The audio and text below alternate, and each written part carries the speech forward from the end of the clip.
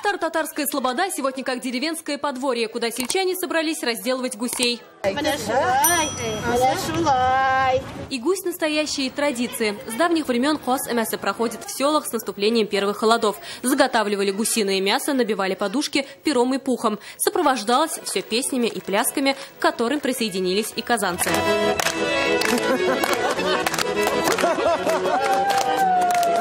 Пока на улице работа и веселье, хозяйки в доме готовят угощения. Блины в дровяной печи – главное украшение праздника.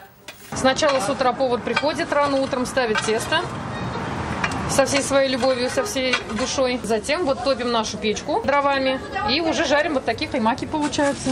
Очень вкусные, как раньше бабушки жарили в деревнях.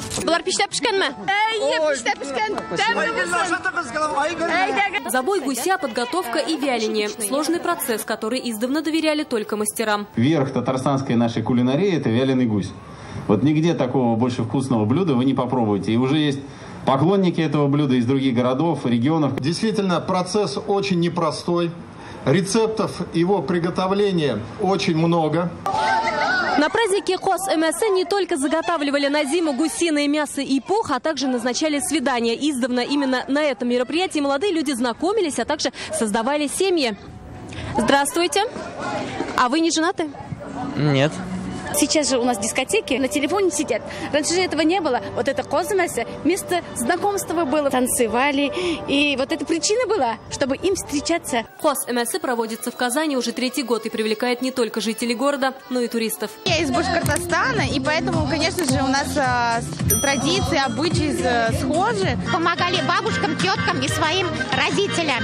И когда выщипывали гусей, замерзали очень сильно, и нас приглашали в дом для того, чтобы попить чай с блинами.